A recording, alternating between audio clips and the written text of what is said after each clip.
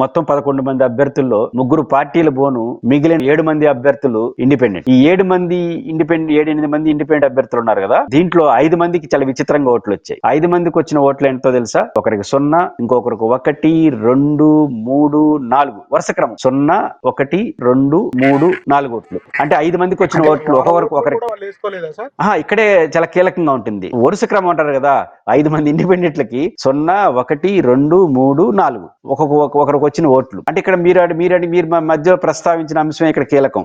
అదేంటంటే ఒక జెడ్పీటీసీకి 6 గ్రామ పంచాయతీల్లో 15 పోలింగ్ బూతుల పరిధిలో ఎన్నికలు జరిగినాయి. ఇలా జరిగినప్పుడు 15 బూతుల పరిధిలో ఒక ఇండిపెండెంట్ అభ్యర్థి పోటీ చేస్తున్నాడంటే తను పోటీ చేస్తున్నాడు, తనకు ఒక జనరల్ ఏజెంట్ ఉంటాడు, 15 బూతుల్లో 15 మంది ఏజెంట్లు, 15 మంది రిలీవర్ ఏజెంట్, ఇది 30 మంది, అంటే 32 కుటుంబాలు ఏజెంట్లుగా. అంటే ఈ లెవెల్లో ఇండిపెండెంట్ గా కూడా పోటీ చేయడు. కాబట్టి 32 మంది కుటుంబాలు పోటీ చేసినప్పుడు 32 కుటుంబాలు ఓట్లు లేకపోతే పోయినాయి. ఆ 32 మంది అని వేయాలి కదా. కానీ 0, 1, 2, 3, 4 ఏంటి? పోనీ ఒకరికైతే 0 వచ్చింది. 0 వస్తుంటే పోటీ చేసిన అభ్యర్థి తనకడ తన ఓటు తను వేసుకోలేదా? చాలా ఆశ్చర్యంగా వేస్తుంది. కాబట్టి ఇన్ని విచిత్రాలు కనిపిస్తాయి దీంట్లో. 0, 1, 2, 3, 4 ఏంటి?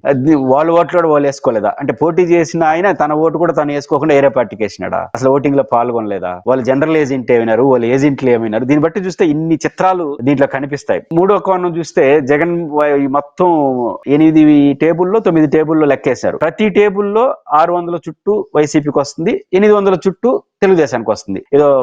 ఏదో పేర్చుకున్నట్టు. కాబట్టి ఇవన్నీ చూసినప్పుడు ఎన్నికలు ఎలా జరిగాయో చాలా పెద్ద వివరణలు ఏమీ అవసరం లేదు. కాబట్టి ఎన్నికల్లో జరగకుండా పద్ధతిలో ఏదైతే మాల్ ప్రాక్టీస్ అనే ఆరోపణలు వాటిని రుజువు చేస్తూ ఫలితాలు వచ్చిన కారణంగానే ప్రజలు పెద్ద ఆసక్తిగా చూపట్లేదని అర్థమవుతుంది.